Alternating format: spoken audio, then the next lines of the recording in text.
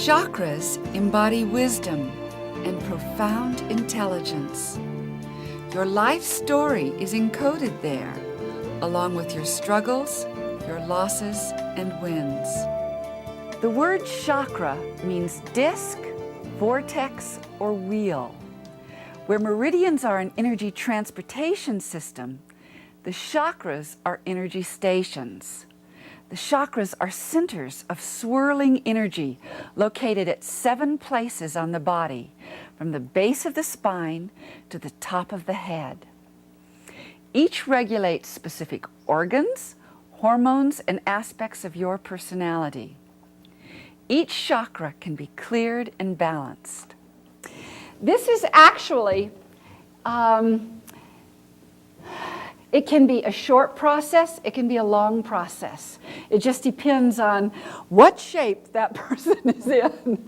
But it usually will take at least a good half an hour, or maybe an hour. It just depends. But I'm going to do a kind of speeded up version, but just so that you can see how you do this. This is, I would say, if you wanted to help a member of your family out and you haven't learned all the skills or can't remember what to do next, if you can remember this, you can help them, okay? You don't have to know absolutely what's happening all over the body. You don't have to know a lot of information. Clear their chakras and you're going to help them. And sometimes you can help them profoundly so. Sometimes it's amazing how much you can help a person. If I don't have much time with someone, I always want to do their chakras. It also gives you a great deal of information about the person and about their energies and about their vulnerabilities to illness that you become more and more sensitive to the more you do this. So the first time out that you might try doing this, you might not think, well, I don't know what any of that meant. And you don't have to worry about it. You don't have to know. You can know that simply by doing this, you're making a positive impact on their health. But I'm going to show you how you can test. And this is how. What you do is you take the person's arms and they're going to stretch their arms high and turn the back of their hands, the back of their wrists together. And I'm going to place my hands underneath, in between their arms and underneath their wrist.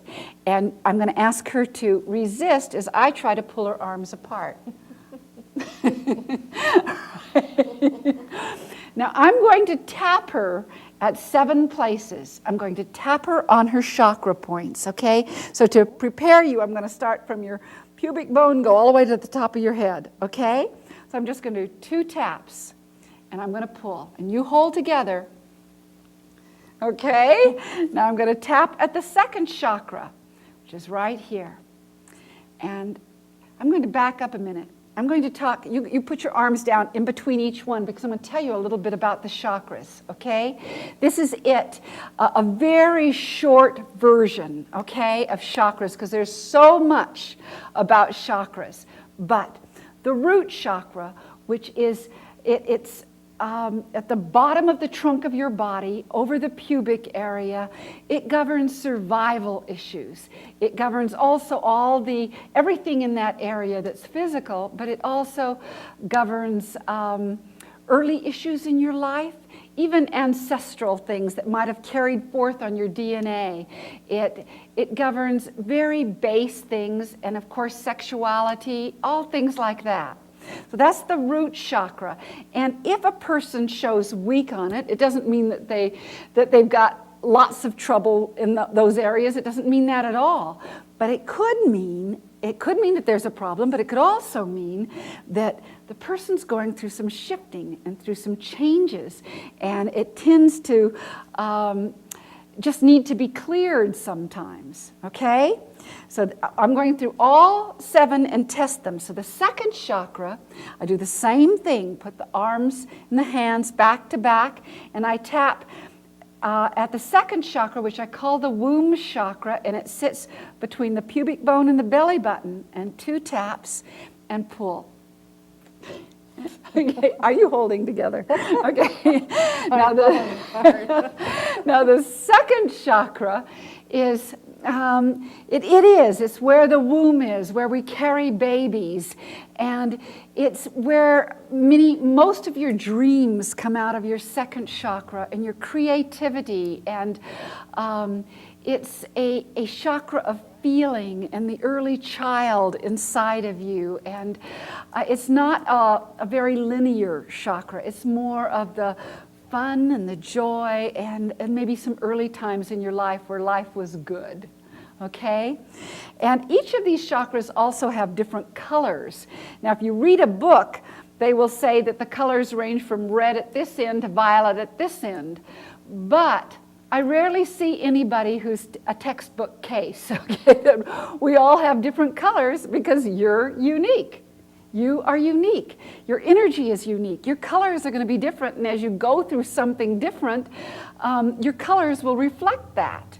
So now Marianne has a wonderful, it's interesting, it was you, Becky, you both have indigo on your second chakra. Now that usually means that, first of all, you probably have some natural healing abilities yourself with indigo on the second chakra. Indigo is the color that you usually see at the third eye, okay? So to have it in your second chakra, there's something embedded deep that's on the, well, she's very creative. You both are very creative people. So a lot of creation is in the second chakra too. But there's an intuitive sense. There is a knowing that, that sense of just knowing in your gut. That second chakra knowing, and it's very strong on somebody who has indigo in their second chakra.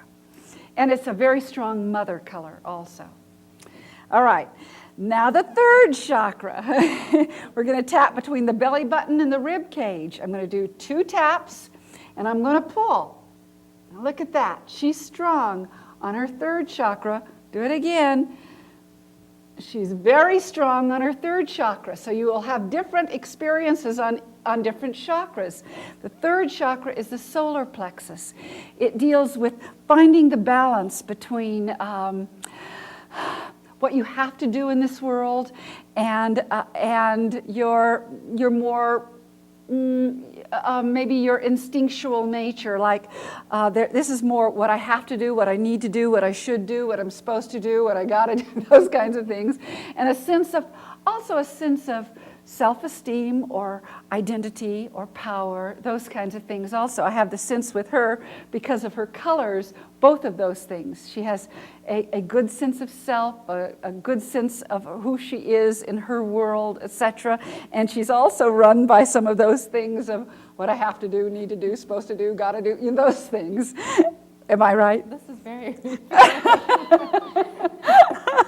Oh, I didn't let you know you were going to get all of this. But she's strong on her solar plexus. Now I'm going to come along to her heart chakra and tap right there, and I'm going to pull there. Okay, the heart chakra. She's got a wonderful heart, so it doesn't mean at all but something's going on, and maybe I can even tell you a little bit about it as I clear it a bit. But the heart chakra, it deals with that sense of love, of oneness with the world, and that sense of love that you have for other people and compassion. And with Marianne, she has something actually very interesting, because she's got a lot of maroons here, which maroons, my own way of feeling about it is that maroon is somebody who, let's see, she can live with the contradictions.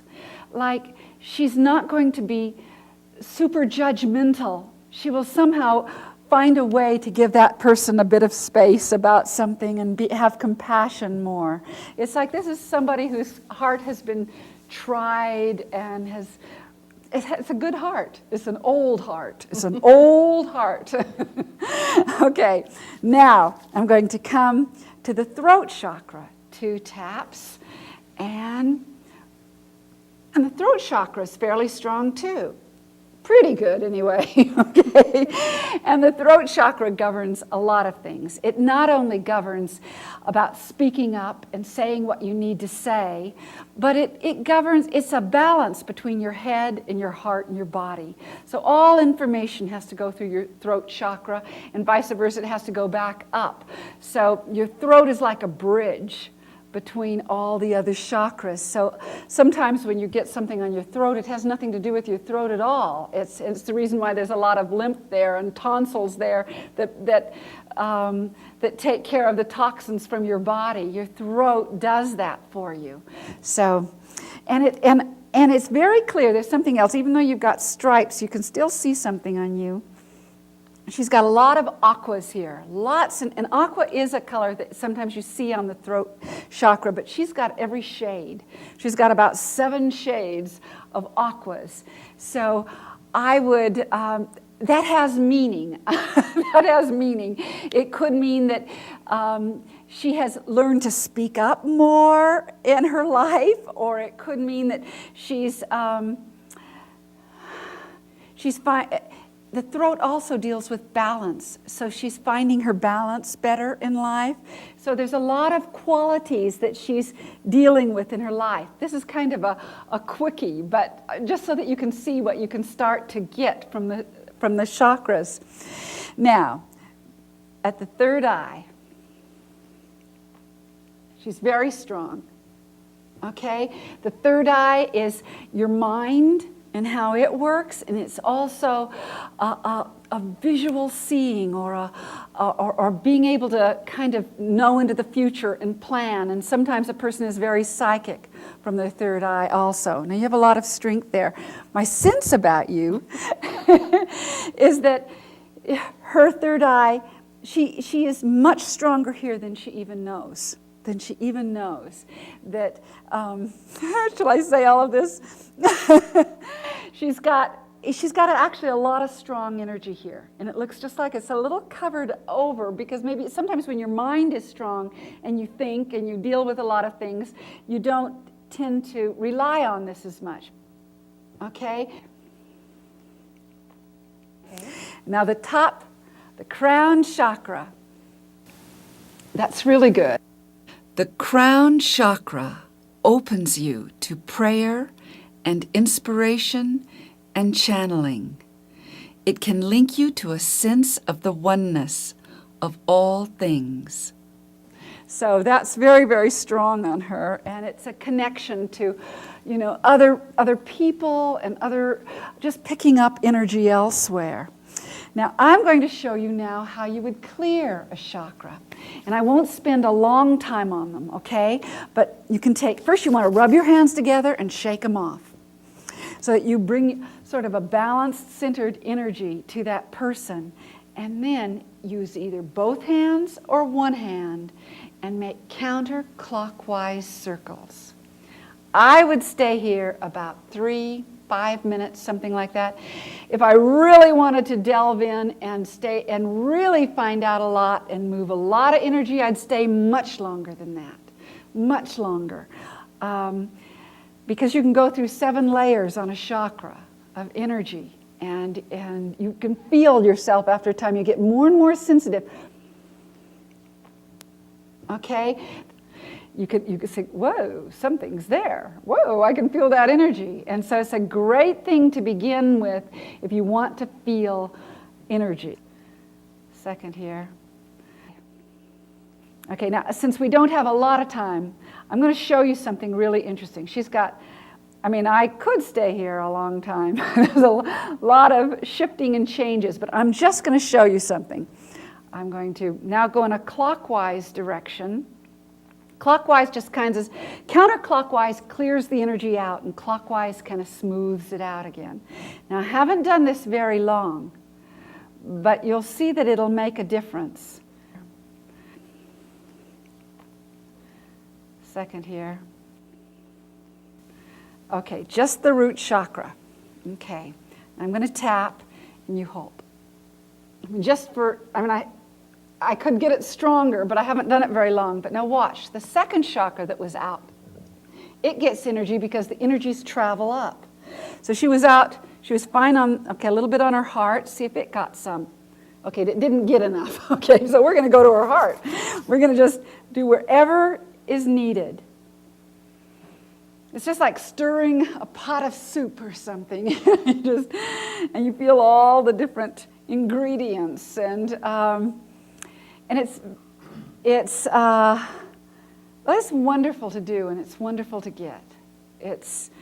I love having my own chakras done because it just sort of clears everything inside of you and just enables you to be more present in the world. Now, I can really feel this energy moving a lot too. Now, if you stayed with this and worked with it for a long time, you'd start, like if I spent an hour here, I'd tell you every little thing, if she let me, that I could feel. Okay, tap. Now, she fixes pretty fast. Okay, she fixes pretty fast. Let's see if it went up into her throat at all. And it did. So the energy will travel up. And that's basically what you do. You just travel up a person's body and do all 7. And then you'll find that they're very, very strong. And what it looks like is that chakra energy spins out in front of the body. It goes deep inside of the body, and it begins to spin out and pushes your aura out further. And so to have your chakras spinning just is really, really, it feels great. And you find it is an evolving kind of thing because you empty out some of the stuff that you might be stuck on, either physically, emotionally, just stresses in your body. You can move out of your body. All right. Okay. Any one of you can do this. You don't have to have any more skills than you have right now. You will never hurt anybody to do this. You lay somebody down and you can test them or just start clearing them. And and the longer you stay with the chakras, the better it feels. And it's just great. It's great to do. You know, when you were little, when you had a stomach ache, do you remember how you would just spin your hand and it goes in the counterclockwise direction? It pulls out the negativity. There's something instinctual we do. And I would suggest everybody try that because you can't hurt anybody and it can only help. I will take one thing back and say, if you ever find somebody is starting to get a headache, okay, it's because you pull the energy up that might be toxic from below. Just then go down from their head and start taking it down, and you'll take it out of their head. That's the only thing I've ever known where somebody said, whoa, I'm getting a headache. Now, if you kept going, you'll just take it off the top of their head. But if they don't want to wait until you get to their head, then go the other way, and the headache will go. Okay? But most definitely, anybody here, if you have some particular, if you have a chakra, you know that some body part of you is under that chakra that needs help, you absolutely can do that to yourself. You can do that to yourself. When I have had heartache over something, I will begin to spin it. And usually I'll touch at first. I'll just feel until I feel like I've really hooked it, and then I'll just keep spinning and spinning until it feels like I can breathe again. And so it really does work. It works. Okay. Now, in summary, to test the chakras, you lift the person's arms straight up so that their fingers are reaching toward the ceiling. The back of their wrists are touching. You're going to tap at 7 stations. Tap twice. 2 taps, and then lay your open hands in between their closed wrists, but below the wrist, and pull out as they resist trying to hold. You look to see what the resistance is. You do this at 7 stations.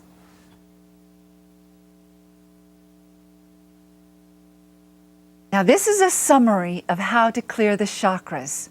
To begin with, you want to clear your own energies before working on somebody else's energies. So just rub your hands together as hard as you can and shake it off. And then either take both hands or one hand and make counterclockwise circles over each of the chakras. You might stay here from 3 to 5 minutes, something like that, although it might be individual also and be less or more. It becomes quite intuitive after a time. But after about 3 to 5 minutes, shake your hand off of any energy you might be feeling in your hand, and then begin in a clockwise manner to spin the energy and even it out. You do all 7 in this same manner, ending in a clockwise pattern. There is one exception to this pattern, and that is if you have a man or boy, a male figure, lying down in front of you and you are clearing that person's chakras, when you get to the top of their head, it is reversed. The energy first goes clockwise first, and second goes counterclockwise. That's the only exception. A male is different at the top of his head.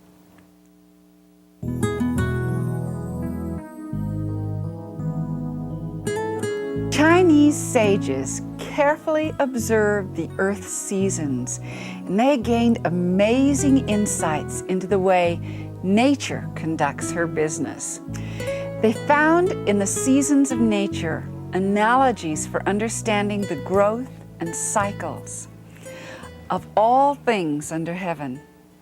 The name of the Chinese system is often translated in the West as the 5 elements. That's because the early pictograms depicted what was familiar, what was concrete and observable, like the elements of water or wood, fire, earth, and metal. But it's really about the processes in nature, not her static forms. In fact, the literal translation is the 5 walks or the 5 movements. Each season has its own rhythm, and each person's energies vibrate to a unique rhythm that is a blend of the 5 rhythms. For instance, when I look at someone who the Chinese would call a winter or water element person, the energy literally has a watery, languid, rolling quality, and this manifests in the way the person walks and talks. Each rhythm has certain strengths and certain vulnerabilities. And over the course of our lives, there's a force within us to develop those rhythms that are not naturally strong. Life moves us toward balance. And I will be showing you 5 exercises for coming into better balance with each of the rhythms. I'd like to say that these exercises I'm going to present I cannot claim as my own, though they have changed over the years and become more and more mine, or more and more what will work with different people. But variations of these exercises have been done for literally thousands of years, especially in China, but in other cultures as well, as they know that these exercises that also embody emotions or spirit really have great impact on your health. This first exercise is winter element, with the emotion of fear and the rhythm of flow. It's called blowing out the candle, and it is especially helpful when you're caught in that emotion of fear. And it's best to sit down either on the floor or in a chair. And if you just wrap your arms around your knees, you can bring them up to you so that you're kind of in a fetal position. And again, it is called blowing out the candle. So you imagine that there is a candle in front of you, and you literally begin to blow out the flame just slightly above your head.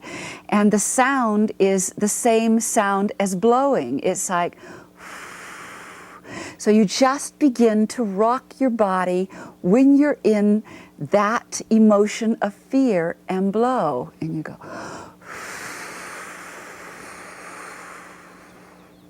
And you literally stay with that motion until you experience that feeling of fear dissolving, and it will.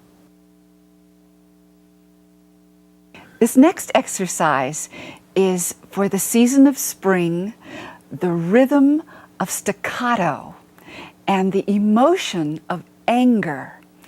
So in order to expel the venom, when you are feeling especially angry and you can't get rid of your anger, you can't calm down and you really need to, here is what you do.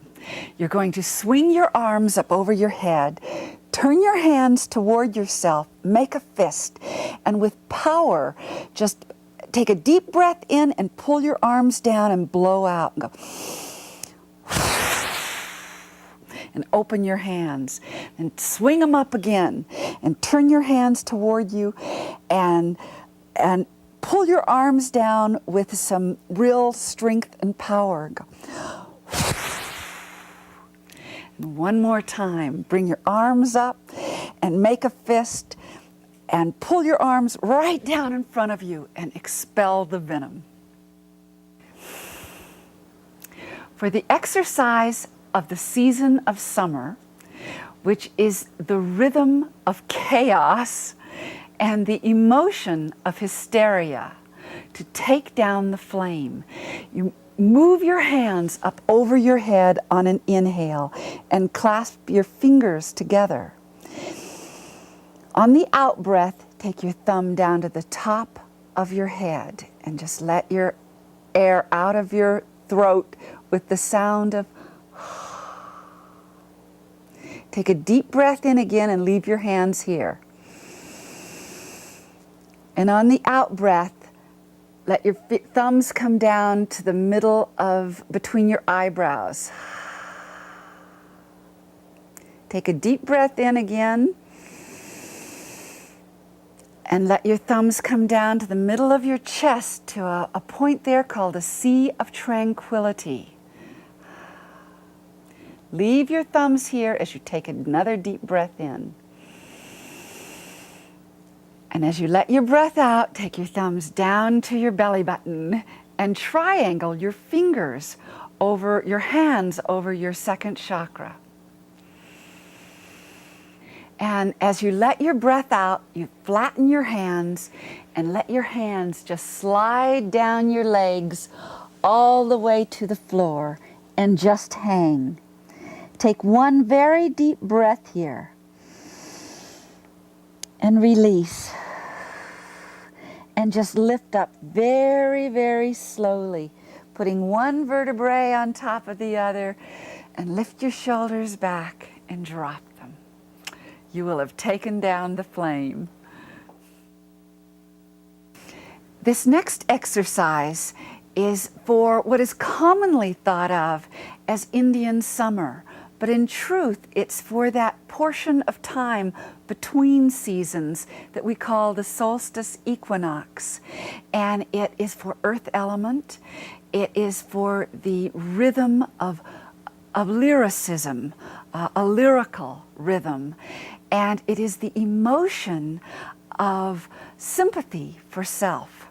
So the exercise is called cradling the baby, and you literally hold your middle here as if you had a baby in your arms, and you just hold tight with taking your own feelings into your own body and thinking that you are cradling yourself as a baby, and just rock yourself a little bit until it feels just right to let go, and very slowly just reach your arms up high and begin to stretch one arm up and then the other. Just look up to the heavens and stretch your being, and very slowly bring your arms down and fold over, hanging towards the ground again. Take one deep breath here and let go. And very slowly lift up the inside of your legs with your hands, going up the inside of your body, and then bring your arms back into a cradling position again, literally sending down compassion for self, gratitude for yourself, just bringing yourself